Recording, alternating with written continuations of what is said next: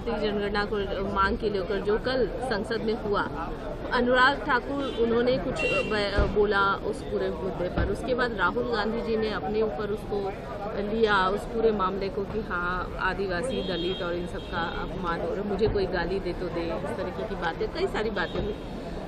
क्या कहेंगे इस पूरे विषय में? देखिए, कास्ट सेंसस इसलिए ज़रूरी है कि अभी भी हमारे देश में पता नहीं चलता है कि कौन सी पॉलिसी लाई जाए, किस एरिया में कौन ज़्यादा इफ़ेक्टिव होगा, कहाँ किसकी ज़रूरत है। उसके हिसाब से अगर पता ही नहीं रहे कि कहाँ किस जाति के लोग ज़्यादा हैं, कम हैं, तो फिर आप उसके हिसाब से पॉलिसी कैसे बना सकते हैं? क्योंकि लोगों की ज़रूरतें जो है वो कई बार उसमें सांस्कृतिक आधार भी होते हैं। मैं बताऊं कि झारखंड में जल जंगल ज़मीन की संस्कृति है। आदिवासियों की सब तरह के पर्व त्योहार, जन्म संस्कार, विवाह संस्कार, मृत्यु संस्कार जंगलों के बीच ही होते हैं। वही साल के पत्ते, दोना, पहाड़, नदी की पूजा, मतलब इस तरह से ही होते हैं। तो वहाँ पर आप डेवलपमेंट करेंगे और जंगल को काट देंगे और वहाँ पर आप कंक्रीट का कुछ बड़ा सा महल बना देंगे, तो उससे वो खुश नहीं होंगे, उनकी संस्कृति खत्म हो जाएगी। तो इस तरह से हर कम्युनिटी की अपनी अपनी मांगें होती हैं ना, तो उसके लिए जातिगत जनगणना ज़रूरी है। और एक चीज़ है कि जो वहाँ के जनप्रतिनिधि होंगे, अगर जातिगत जनगणना आ जाए तो उसके हिसाब से ही वहाँ पर सीट्स का आवंटन होगा, और सीट्स के आवंटन जब होंगे तो वो अपने हितों को ध्यान में रखकर करेंगे। एससी बस्ती में अगर कोई ब्राह्मण जाके वहाँ का जनप्रतिनिधि बन के उनके लिए काम करे, तो उनको कैसे पता चलेगा कि वो क्या चाहते हैं अपने लिए, उनको उनकी ज़रूरतें क्या हैं? तो मुझे लगता है कि इसलिए कास्ट सेंसस ज़रूरी है, क्योंकि ये विविधतापूर्ण एक देश है और हमारे देश में Dutch, Mughal, Portuguese, Pathan, Greek और हर तरह के अंग्रेज़, हर तरह के लोग अलग अलग पीरियड में आते रहे हैं। तो एक मिक्स कल्चर यहाँ हो गया है और इसके कारण सब जाति धर्म के लोग एक ही जगह पर रह रहे हैं, बस सदियों से रह रहे हैं, कई पीढ़ियों से रह रहे हैं, तो उनका अलग अलग कल्चर भी हो गया है। अगर ये देश एक जैसा होता तो कोई ज़रूरत नहीं थी यहाँ पर जातीय जनगणना की, लेकिन चूंकि ये विविधतापूर्ण देश है, अलग जाति धर्म के लोग हैं, इसलिए ज़रूरी है। गिरता जा रहा है भारतीय जनता पार्टी के एमपीज की तरफ से। आज देश को ये जरूरत है कि हम जाति से ऊपर उठकर, धर्म से ऊपर उठकर देश की सेवा करें, भारत माता की सेवा करें। हमारा धर्म वो कहता है, हमारी जाति वही है। हमारी जाति है भारत माता की सेवा करना, धर्म है भारत माता को आगे बढ़ाना। ये वो लोग हैं जो देश को इसी सांचे में ढालना चाहते हैं जो उनके लिए पोलिटिकली कन्वीनियंट हो, कि कैसे देश की जनता को धर्म के आधार पे बांटे, किस तरीके से उनको जाति के आधार पे बांटे। जो उन्होंने कहा है बहुत ही निंदनीय है और मैं उम्मीद करती हूं कि वहां पे जो लीडर्स हैं उनसे माफी मंगवाएंगे। घटना हुई, आपने देखा बेसमेंट में 2 एंट्री एग्जिट होने थे और हमने पाया कि एक ही एंट्री और एक ही एग्जिट है, जिसकी वजह से बच्चे नीचे ट्रैप हो गए और 3 छात्रों की जान चली गई। सबसे पहले मैं इन छात्रों के जो परिवार हैं और माता पिता हैं, हमारी संवेदनाएं उनके साथ हैं। वो सपनों के साथ ये बच्चे दिल्ली में कोचिंग लेने आए थे और एक आईएएस बनने का सपना देखा था। अब इन छात्रों की डिमांड्स को हम सुनेंगे और जल्द ही हम इनके साथ एक मीटिंग करेंगे और उसके बाद हम इस रेगुलेशन को दिल्ली सरकार में पास करेंगे और फिर एमसीडी भी उन सभी रेगुलेशंस का, रूल्स रेगुलेशन का पालन करेगी। आने वाले समय में मैं एक बार फिर दिल्ली की जनता को बताना चाहती हूं कि ऐसे ही हमारी ये जो सीलिंग ड्राइव है आने वाले समय में कुछ दिनों में चलती रहेगी और अगर जो भी ऑफिसर जिम्मेदार होगा या लापरवाह होगा उस पर भी जो सख्त से सख्त कार्रवाई ऐसे ही चलती रहेगी, क्योंकि अब किसी भी प्रकार की लापरवाही बिल्कुल भी बर्दाश्त।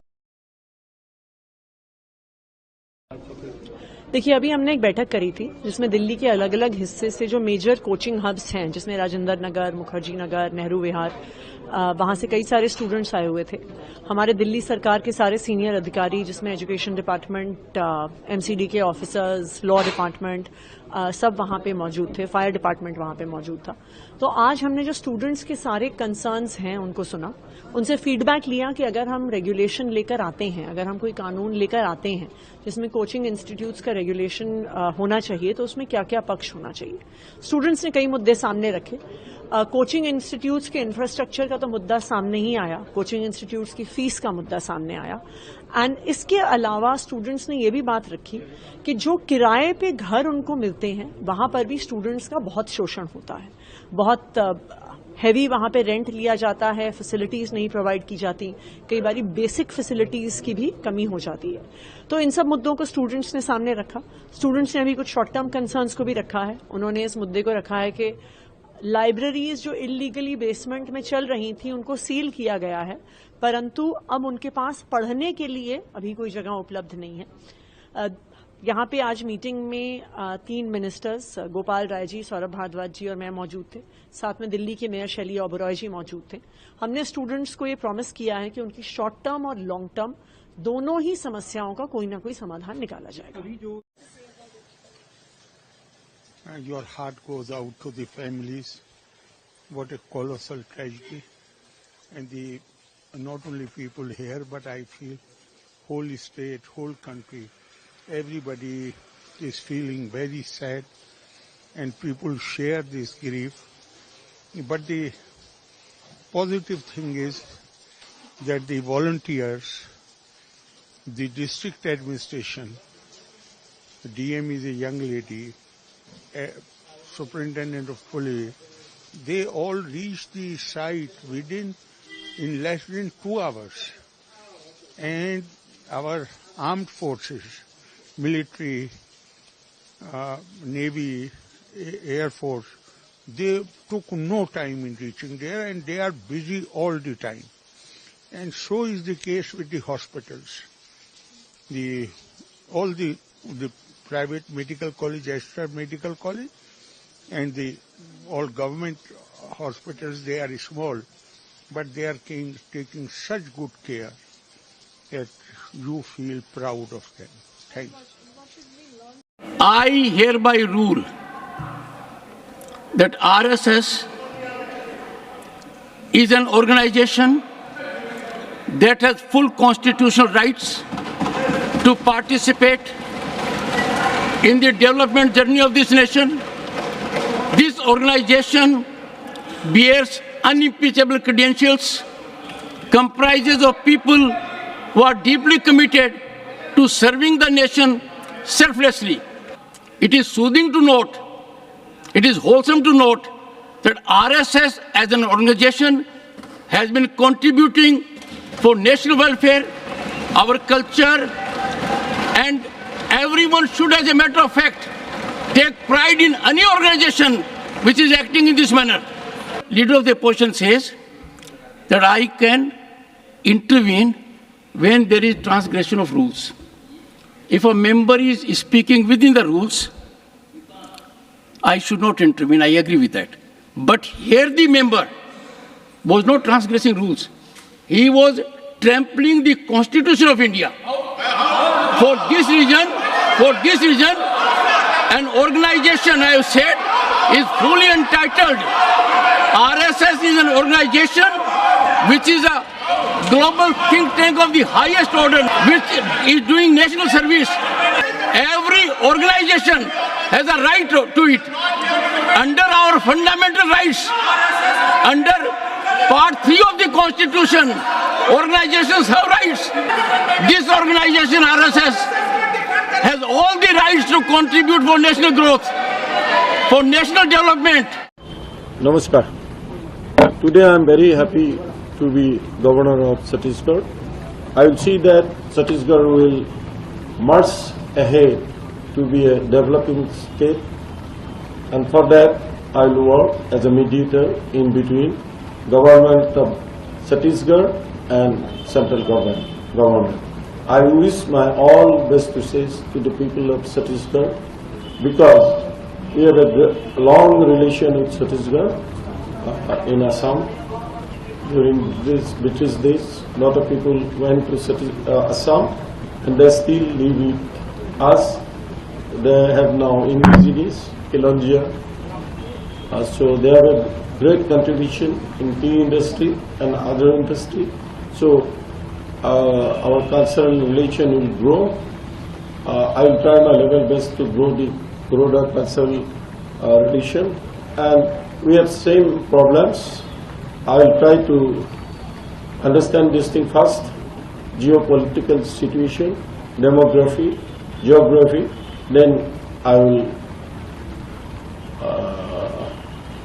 express my views in various subjects. Now this much only. Thank you. What is the issue you have raised in Lok Sabha today regarding the Wayanad? There is no word to say about the Wayanad tragedy. So far, you know how many bodies had been recovered. Lot many people are missing still. This type of tragedy, how can we face it? I don't know how to say like that. Everybody is there for rescue operation. I'm not talking about it, but need to put maximum strength from the central government side, state government side, and all other state governments, whomever can help there. Then only now the situation can be addressed. We cannot save the life. Whosoever died is already, their family is suffering and their state is weeping now. I think nation itself is weeping now. Therefore, we need to have a concrete measures how to stop all this type of natural calamities. We need to have a long-term strategy and along with the short-term strategy. Therefore, I given a notice to the Honourable Speaker for a calling attention. I asked Honourable Parliamentary Affairs Minister also have an urgent discussion on these things. Therefore, anyway, government is also agreed. Speaker is giving time. Speaker is also kind enough to allow that. So I think there will be a discussion in the afternoon for this incidents and generally the floods. And sir, you also want to visit, and the LOP want to visit Yes, exactly. We have planned to visit today morning itself. But weather is not so far good. But therefore, we are exploring earliest possibility to reach Wayanad.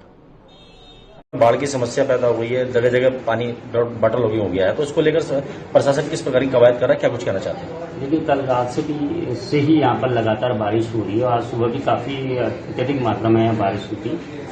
जिलाधिकारी महोदय ने सारे स्कूलों की छुट्टी कर दी गई है और हम अलर्ट मोड में हैं। कुछ क्षेत्रों में जल भराव की स्थिति हुई है क्योंकि प्रॉपर ड्रेनेज व्यवस्था नहीं है, उसके लिए प्रॉपर प्लान बन रहा है, वो थोड़ा सा टाइम कंज्यूमिंग प्रोसेस है। लेकिन मेलाघाट क्षेत्र में और कुछ कॉलोनी में और हमारे सिविल हॉस्पिटल में कुछ जगह पानी भर गया है, तो अभी यूं नगर पालिका को निर्देशित कर दिया कि वो सक्शन पंप के माध्यम से या वाटर पंप के माध्यम से सारी जगह से पानी निकाल दे। ऐसी कोई स्थिति नहीं कि जो जानलेवा हो, तो हम सब में नजर बनाए रखें और लगातार हम इसे मॉनिटरिंग करें। बारिश की स्थिति सर अभी भी बारिश अभी रुकी हुई है, हल्की हल्की रिमझिम बारिश हो रही है, तो ऐसा कोई स्थिति नहीं कि सारी जो कैनाल से हमारे लोअर उसमें डेंजर मात्रा कोई नहीं है। सर अलर्ट मोड पर है? बिल्कुल सब अलर्ट मोड में है। सारी इरिगेशन डिपार्टमेंट को भी हमने अलर्ट कर रखा है कि कोई भी अगर ऐसी स्थिति पैदा होती है तो आप गेट को बंद कर दें। हो गया अनुराग ठाकुर के कल के बयान को लेकर के विपक्ष कह रहा है कि राहुल गांधी का अपमान कर दिया गया जाति पूछ करके। अखिलेश यादव भी कह रहे हैं कि जाति कोई कैसे पूछ सकता है। क्या अपमान हुआ? कौन सा गुनाह किया अनुराग ठाकुर ने? सही तो पूछा। अगर कोई मुझे जाति पूछे, धर्म पूछे तो क्या दिक्कत है? अगर मुझे कोई पूछे तो मुझे क्या दिक्कत है? लेकिन मैं भी पूछता हूं, राहुल जी जरा आप बता ना दें आपकी जाति क्या है, आपका धर्म क्या है? वो नहीं बताएंगे। कहीं जाएं, हम भी जाएं तो मस्जिद में कोई नमाज पढ़े, हम भी पढ़ें। इसे मैं पढ़ूंगा नहीं तो कोई दिक्कत नहीं, अगर पढ़ लूं तो, कहीं प्रे कर लूं तो कोई दिक्कत नहीं, कहीं त्रिपुंड लगा लें कोई दिक्कत नहीं। लेकिन इनका उद्देश्य है हिंदुओं को गाली देना, सनातन को तोड़ना। इनका उद्देश्य यही है, माँ बेटे मिलकर के भारत के सनातन को खंडित करना चाहते हैं, बर्बाद करना चाहते हैं। लेकिन सर ये कहना है, बाहर निकल के सांसद भी आए कि अगर आप तो पूरे देश की जाति पूछ रहे हो, अगर आपसे जाति पूछ ली तो क्या हर्ज हो गया, क्या दिक्कत है? कौन पूछ रहा? वो पूछने वाले को सब मालूम है ना। ये होना बोल के किसी को एक हाउस में टॉन्ट मारना, ये करना, ये सख्त पार्लियामेंट में ऐसा नहीं होता। पार्लियामेंट में तो किसी की जाति पूछी नहीं जाती। और वो कौन से जात के हैं वो मालूम है उनको, और ये पर्पसली किसी को इंसल्ट करने के लिए उसने कहा है, ये अच्छा नहीं है। और मैं कहूँगा कि उनमें से कितने लोग हैं, उनके बड़े बड़े लीडर इतने इंटरकास्ट मैरिजेस कर लिए, आपके पास तो लिस्ट होगा। हर बड़े लीडरों का बात कर रहा हूँ मैं, छोटे लीडरों का नहीं, मंत्रियों का। वो पहले अपना सूरत आईने में देख के दूसरों को बात करें। और ये जो हिंदुस्तान में, और जब आप बोलते हैं कि वो भी पार्लियामेंट में ऐसी चीजें गंदी बात, और शायद उसको, वो तो इमैच्योर है, लेकिन प्राइम मिनिस्टर को ट्वीट करने की क्या जरूरत थी? और ऐसे कितने लोग नहीं है बीजेपी में जो इंटरकास्ट मैरिज कर लिए हैं, और इंटरकास्ट इंटर रिलीजन कर लिए हैं। क्या सबकी जाति ही पूछेंगे पार्लियामेंट में? ये गलत है। ऐसे चीजों का मैं कंडम करता हूं, और प्राइम मिनिस्टर का खास जो ट्वीट है उसका भी मैं कंडम करता हूं। कम से कम उनको ये तो मालूम होना चाहिए, मोदी जी को, कहाँ बोलना, किसको डिफेंड करना, कौन सी बात देश के लोगों को सिखाना, वो कहना चाहिए। वो सब छोड़ के वो आग लगाने की बात ही करते हैं। तो ऐसे इस बात के हम कंडम भी करते हैं। ऐसी बातों को पार्लियामेंट में अलाउ भी नहीं करना चाहिए, उसको एक्सपंज करना चाहिए। प्रिविलेज मोशन लेके आएंगे क्या आप लोग प्रधानमंत्री के खिलाफ? नहीं, अब वहां के लोग तय करेंगे। और एक गंभीर और अहम मसले पर, मुद्दे पर मुलाकात हो रही है। कल जब हंगामा बरपा तो मैं भी पार्लियामेंट में था, और मैं भी पार्लियामेंट की गतिविधियों को, क्योंकि मैं प्रथम बार का सांसद हूं, बहुत ध्यान से देख रहा था कि पार्लियामेंट किस प्रकार चलता है, किस प्रकार से पार्लियामेंट में सांसदगण अपने विषयों को रखते हैं और किस प्रकार से उनका व्यवहार रहता है, क्या प्रश्न पूछे जाते हैं, जवाब में किस प्रकार से प्रति उत्तर दिया जाता है। यह सब मैं सीखने की कोशिश कर रहा हूं और देख भी रहा था। मगर जब से 18वीं लोकसभा आरंभ हुई है, जब से ये सत्र आरंभ हुए हैं, एक विषय में देख रहा हूं, 99 की संख्या और अहंकार का खेल। The number of 99 and the game of arrogance. Rahul Gandhi ji का व्यवहार, और राहुल गांधी जी के व्यवहार के कारण उनके पार्टी के सदस्यों का व्यवहार, यह अक्षम्य है। यह कई बार दिल को चुभता है। यह मेरे सर को भी झुकाने के लिए बाध्य कर देता है कि हम उस सदन में बैठे हैं जो लोकतंत्र का सबसे बड़ा मंदिर है, सर्वाधिक महत्वपूर्ण स्थान है, मगर उस मंदिर में इस प्रकार की अहंकार, इस प्रकार की बातें और इस प्रकार का व्यवहार राहुल गांधी जी का। कल जाति पूछ लिया गया, इंसल्ट हो गया। पहली बात तो मैं यहां स्पष्ट कर दूं, मैं भी सदन में था और आप सब टीवी के माध्यम से सदन की गतिविधियों को देख रहे थे। माननीय अनुराग ठाकुर जी ने जब अपने विषय को रखा, किसी का नाम नहीं लिया, किसी का नाम नहीं लिया। नाम नहीं लेते हुए उन्होंने कहा, जिसकी जाति का पता नहीं वह जाति पूछ रहे हैं। तो केवल एक ही व्यक्ति को बुरा लगा। 543 मेंबर्स सदन में बहुत उपस्थित हैं, किसी को बुरा नहीं लगा, केवल एक व्यक्ति को बुरा लगा और उसके इशारे पे कांग्रेस के सारे सदस्य खड़े हो गए। क्यों? जाति क्या पूछ लिया, हंगामा क्यों बरप गया? जाति क्या पूछ ली, मतलब जाति के पूछने पर इस प्रकार का व्यवहार होगा? आज कांग्रेस के सांसदगण कागज फाड़ फाड़ के फेंक रहे थे। जो पार्लियामेंट के बिजनेस के कागज दिए जाते हैं, जो क्वेश्चन आवर के आपको क्वेश्चंस दिए जाते हैं, उसे फाड़कर गौरव गोगोई फेंक रहे थे स्पीकर के चेयर के ऊपर। किस लिए फेंक रहे थे? क्योंकि उनके नेता राहुल गांधी से उनको लगा कि राहुल गांधी से उनकी जाति पूछ ली गई है। मुझे तो बड़ा आश्चर्य लगता है जो व्यक्ति हर किसी की जाति पूछ सकता है। आप पत्रकार हैं, कुछ दिनों पहले पत्रकारों की जाति पूछने का काम राहुल गांधी कर रहे थे। पूछ रहे थे आपका नाम क्या है, आपका नाम क्या है, बताइए आप किस जाति के। पत्रकारों की जाति पूछी जा सकती है, प्रशासनिक अधिकारियों की जाति पूछी जा सकती है कि ये हलवा सेरेमनी में ये जो अधिकारी खड़े हैं ये किस किस जाति के हैं, उनकी जाति पूछी जा सकती है। जजेस की जाति पूछी जा सकती है, पूछा जा सकता है। आप देख सकते हैं how many Dalits and Adivasis in high courts Rahul Gandhi asked in Pratapgarh. आप किसी कोर्ट में पेश होते हैं और वहां जाके जजेस की जाति पूछते हैं, प्रशासनिक अधिकारियों की जाति, पत्रकारों की जाति, जजेस की जाति, और तो और सैनिकों की जाति आप पूछते हैं।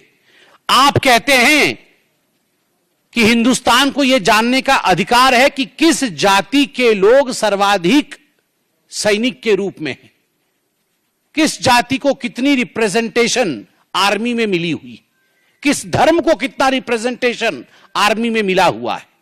यह सब आप पूछ सकते हैं, मगर आपसे कोई अगर जाति पूछ ले तो मम्मी मम्मी मम्मी, मुझसे जाति पूछ लिया गया, मम्मी मेरा इंसल्ट हो गया। ये क्या मजाक बना के रखा हुआ है।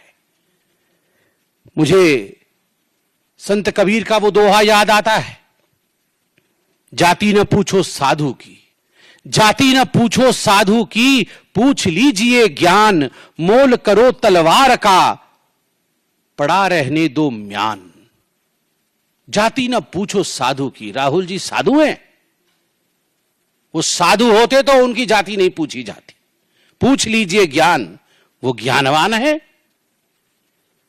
चलिए हम आपसे पूछ लेते हैं, जाति नहीं पूछेंगे आपकी, बताइए आपका ज्ञान। आपके ज्ञान का प्रदर्शन तो आलू से सोने और सोने से आलू और पता नहीं क्या क्या कह के आपने अपने ज्ञान का प्रदर्शन किया हुआ है।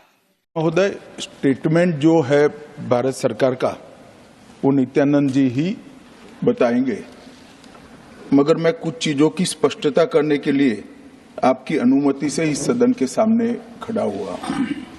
सबसे पहले इस घटना में जितने भी लोग हताहत हुए हैं, जो घायल हुए हैं, वो सभी के परिवारजनों के साथ मैं मेरी संवेदना व्यक्त करना चाहता हूं और बड़े दुख के साथ आज मैं उनके प्रति अपार संवेदना के साथ इस सदन में खड़ा हुआ हूं। जैसा मैंने पहले कहा कि सरकार की ओर से जवाब श्री नित्यानंद राय ही देने वाले हैं। जब यहां पर 1 घंटे की चर्चा आपने अनुमोदित की, तब मुझे था कि आज का दिन शायद राजनीति से परे रहेगा, इस पर राजनीतिक टीका टिप्पणियां नहीं होगी। खैर, उद्देश्य से या जानकारी के अभाव से कुछ टिप्पणियां भी हुई और कुछ सदन को पूरा देश देखता है, इसलिए देश के सामने कोई गलतफहमी न हो जाए, इसलिए मैं स्पष्टता करने के लिए खड़ा हुआ। दोषारोपण हुआ या जानकारी के अभाव में मुझे मालूम नहीं है, मगर मुझे स्पष्टता करनी है माननीय महोदय, आपके माध्यम से सदन से और सदन के माध्यम से पूरे देश को। Early warning early warning early warning early warning बोलते ही गए। अंग्रेजी में जितने भी गंभीर प्रकार के शब्द है अपने भाषण में डालकर इसको बताया गया। मैं सदन के सामने स्पष्टता करना चाहता हूं, 23 जुलाई को केरल सरकार को अर्ली वार्निंग भारत सरकार की ओर से दी गई थी। 23 जुलाई को, 7 दिन पहले, फिर 24 को गई, फिर 25 को गई, 26 तारीख को मान्यवर ये कहा गया कि 20 सेंटीमीटर से ज्यादा वर्षा होगी, भारी वर्षा होगी, लैंडस्लाइड होने की संभावना है, मड भी रस होकर आ सकता है और लोग इसके अंदर दबकर मर भी सकते हैं। मैं कुछ कहना नहीं चाहता था मान्यवर, मगर भारत सरकार की अर्ली वार्निंग सिस्टम पर सवाल किए गए, इसलिए मैं कहता हूं प्लीज लिसन अस मत चिल्लाइए, प्लीज रीड इट। जो वार्निंग भेजा है उसको पढ़िए जरा। और इस देश में कई राज्य सरकारें ऐसी हैं जिन्होंने इस प्रकार की वार्निंग का उपयोग कर कर जीरो कैजुअलिटी डिजास्टर मैनेजमेंट किया है। मैं ओडिशा राज्य सरकार के लिए भी, उस वक्त हमारी नहीं थी, नवीन बाबू की थी, हमने 7 दिन पहले साइक्लोन का अलर्ट भेजा, सिर्फ एक व्यक्ति मारा गया, वो भी गलती से मारा गया। गुजरात सरकार को हमने साइक्लोन का अलर्ट 3 दिन पहले भेजा, एक पशु भी नहीं मरा साहब। मगर मैं बड़ी विनम्रता के साथ कहना चाहता हूं कि आप जो घिसे पिटे शब्द यहां लेकर आए हैं और डिमांड ही करते जा रहे हैं, अर्ली वार्निंग सिस्टम है। भारत सरकार ने 14 के बाद अर्ली वार्निंग सिस्टम के लिए 2000 करोड़ रुपया खर्च किया है और इसको साझा किया जाता है मान्यवर। 7 दिन पहले हर राज्य को सूचना भेजी जाती है और वो सूचना साइट पर सबके लिए भी उपलब्ध है, मान्य सांसदों के लिए भी उपलब्ध है। मगर कुछ लोगों को है कि यहाँ की साइटें खोलते ही नहीं है, विदेश की ही खोलते हैं। तो अब विदेश में तो इसकी अर्ली वार्निंग सिस्टम आएगी नहीं, हमारी साइट देखनी पड़ेगी मान्यवर।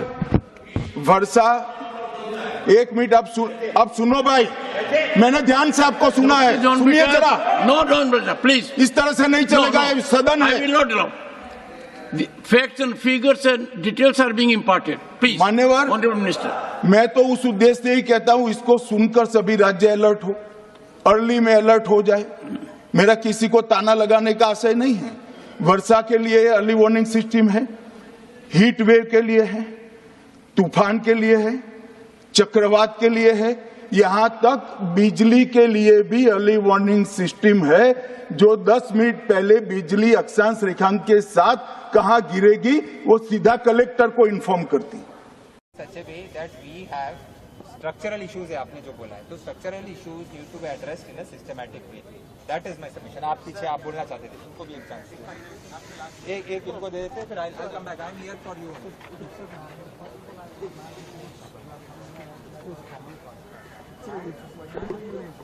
Non-performance of the duty is not a corruption. So on what parameters should we evaluate his performance? Administration का performance हम किस parameter पे हम लोग judge करें? Are you efficient? नहीं, so I am telling it is a failure for all of us and me personally also. I am not claiming it is a failure for us as officers that this incident has happened.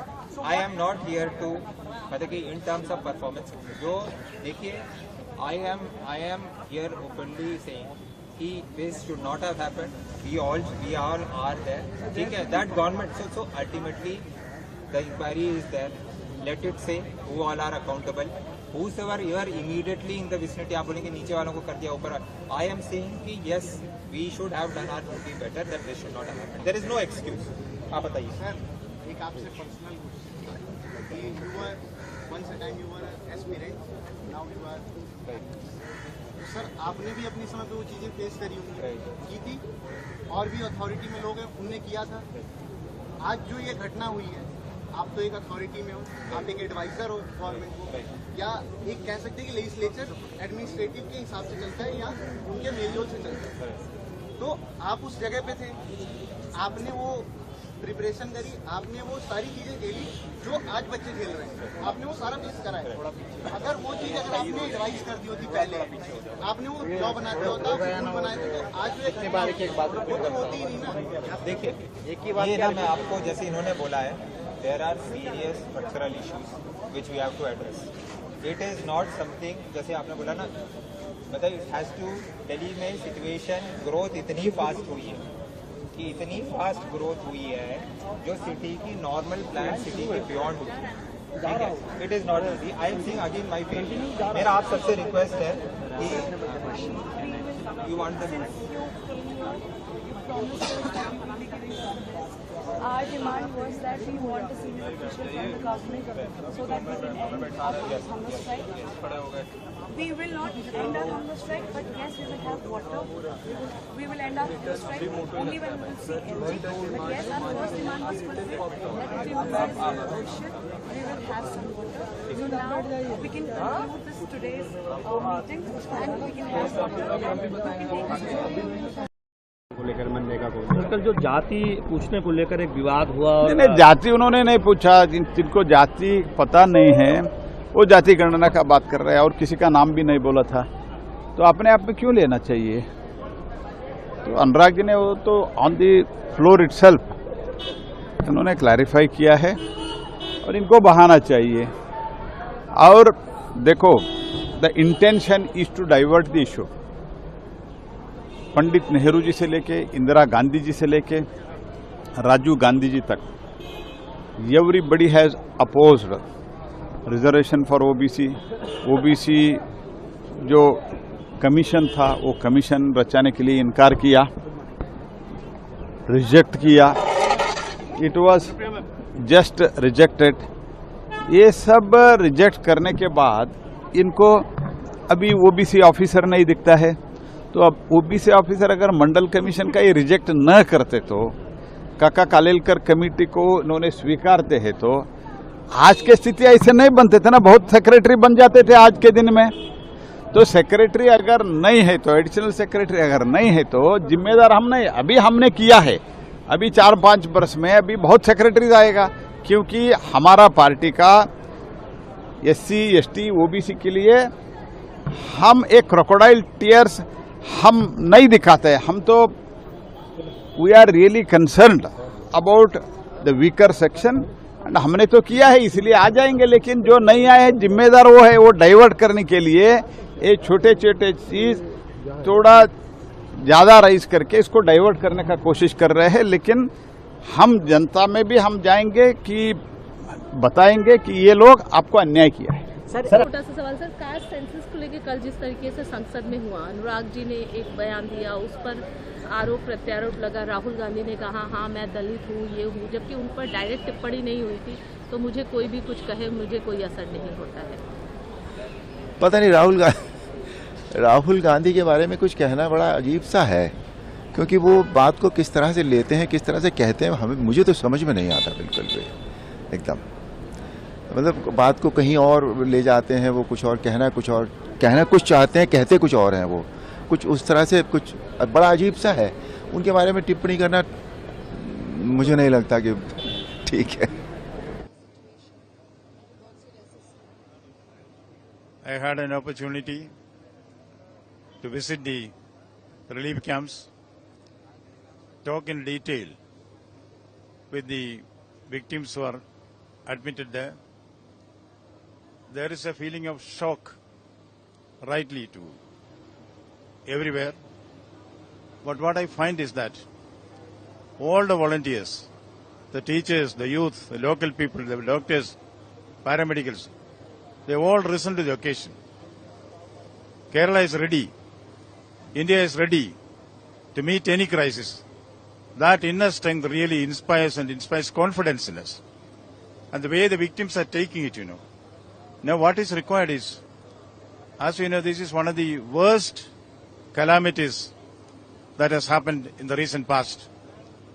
We had in 2013 the Himalayan landslide focused on Kedarnath, in which we lost more than 6,500 persons. We have the experience. We had more than 2 lakhs in China, Peru, Venezuela, Colombia, Italy. We have this track record of what is happening there. We are taking lessons from all these things. Kerala has to delve deep into the recommendations given by the Gadgil Commission, the environmental issues. But this is not the time for analyzing that. What is now required is action, not an alibi for inaction. Act. That's what is happening. I'm very glad that, I could talk to the Chief Minister of Kerala, bring the issues to the notice of the Honorable Prime Minister and also the Defence Minister. The Prime Minister is fully committed to do whatever is required for the rescue and relief operations, and the Chief Minister is coordinating it. Minister George Kurian has been deputed here. So every action that is required will be taken. We are with the victims. That solidarity is always there. Whatever governments can do, the state government, central government, they are doing. All stakeholders have come together. And in a crisis like this, coming together is beginning. Keeping together is progress. Working together is success. We have come together. We have kept together. We are working together. We will certainly brave this calamity with all the determination and solidarity with the victims.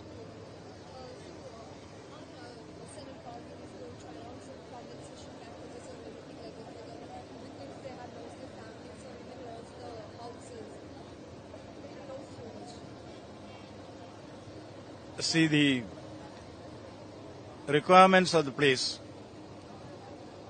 the suggestions made by the victims. All these I will take it up with the Government of India and also other authorities concerned. I am sure that whatever is possible, whatever. देखिए, Congress party ने जो हरकत किया है मैं उसकी निंदा करता हूँ। कांग्रेस पार्टी सुबह शाम दिन रात जाति जाति जाति करते रहते हैं। जब मीडिया वालों को मिलता है उनका भी जाति पूछते हैं, वो मिलिट्री के लोगों के पास जाके जाति पूछते हैं। यहाँ भारत जोड़ो यात्रा करता है, वो हर आदमी को जाति पूछते हैं। जाति पूछ पूछ के देश को विभाजन करने का षड्यंत्र कांग्रेस ने किया है। और जब राहुल गांधी का जाति का बात हुआ तो फिर वो इतना हंगामा कर रहे हैं। देश के लोगों का जाति पूछेंगे और राहुल गांधी का जाति को नहीं पूछ सकते हैं, ये कौन सा तरीका है? अब अखिलेश यादव को भी देख लीजिए, वो राहुल गांधी के साथ खड़ा रहते हैं। वो यही लोग हैं जो जाति पूछते रहते हैं हर सुबह शाम, जाति जाति। और इन लोगों का जाति नहीं पूछ सकता। ये देश से बड़ा है, ये पार्लियामेंट से बड़ा है। देखिए, ये कांग्रेस पार्टी और कुछ लोगों ने देश को कमजोर करने के लिए एक षड्यंत्र रचा हुआ है। ये लोग लोकतंत्र को कमजोर करने के लिए, हमारा जो आर्थिक स्थिति है, भारत को इकोनॉमी को कमजोर करने के लिए अराजकता पैदा करना चाहता है, लॉलेसनेस। यहाँ देश में हिंसा फैलाना चाहते हैं। ये सड़क से लेकर के संसद तक हिंसा फैलाना चाहते हैं कांग्रेस पार्टी, और जाति के नाम से देश को तोड़ना चाहते हैं। और उसके नेता का जाति पूछने पर फिर वो आपत्ति होता है। फिर राहुल गांधी को किसने ये पावर दिया है कि पूरे देश के लोगों की जाति पूछ के घूमे और उसकी जाति के बारे में कोई नहीं पूछ सकता है? ये बहुत गंभीर मामला है। हम लोग पार्लियामेंट्री डेमोक्रेसी में हम लोग मानते हैं और हम चाहते हैं कि सदन अच्छा से चले, मगर कांग्रेस पार्टी ने हाउस का गरिमा, पार्लियामेंट का सिस्टम को नहीं मानने का फैसला किया है। लेकिन हम लोग सरेंडर नहीं करेंगे, देश को कमजोर होने नहीं देंगे और देश को जाति के आधार पर, धर्म के आधार पर बांटने का कांग्रेस का प्रयास को हम सफल होने नहीं देंगे। सर, ये लोग तो विपक्ष के तमाम नेता भी आए जो एक बाइट देकर के प्रेस कॉन्फ्रेंस करके गए। उनका ये कहना है कि राहुल गांधी का जिन शब्दों में जो है अपमान किया गया, वो देश के तमाम लोगों का अपमान है। आप जो है ओबीसी का अपमान कर रहे हैं, SC ST। फिर से मैं कह रहा हूँ, देश का प्रधानमंत्री ओबीसी है और वो ओबीसी का बात करते हैं, उसका प्रधानमंत्री का चेहरा दिखाई नहीं देते हैं। आज देश में मैं खुद शेड्यूल्ड ट्राइब हूँ, मैं पार्लियामेंट्री अफेयर्स मिनिस्टर हूँ, दिखाई नहीं देते हैं क्या? इन्होंने ओबीसी ST SC के लिए हमेशा रिजर्वेशन का विरोध किया है। आज देश को सिर्फ तोड़ने के लिए ये जाति का नाम ले रहे हैं। हम देश को तोड़ने नहीं देंगे और देश को मजबूत से एकजुट में रखने के लिए हम काम करेंगे। कमजोर वर्गों के लिए, SC ST OBC के लिए मोदी जी ने जो काम किया है, किसी नेता ने, किसी प्रधानमंत्री ने नहीं किया आज तक। और नेहरू जी, राजीव गांधी जी, सब लोग ने रिजर्वेशन का विरोध किया, सब मालूम है। और आज जाति जाति कर रहे हैं। मैं सिर्फ एक ही बात कहना चाहता हूं कि ये जातिवाद का राजनीति, सुबह शाम जाति जाति करते रहते हैं। हर भारतीय का जाति पूछता है ये लोग, और फिर इनका नेता को जाति नहीं पूछ सकते हैं। आप लोग सवाल कीजिए राहुल गांधी को कि आप देश के लोगों का जाति पूछते रहते हैं, आपका जाति को क्यों नहीं पूछ सकते हैं? Thank you sir. Protested inside Parliament against the insensitive and cruel remarks made by the BJP leaders inside the budget discussion yesterday with respect to the caste census. We know that the caste census is a very emotional issue, and many people in India from SC, ST, OBC want this caste census. But their demand was mocked by the BJP yesterday. They were insulted by the BJP inside the parliament. And it is unfortunate that later in the evening, the Prime Minister shared that speech, praising that speech. The Prime Minister praised the speech which insulted the Dalit, the OBC and the Adivasi. And we are here fighting for their right, fighting for the caste census, and that is why we protested.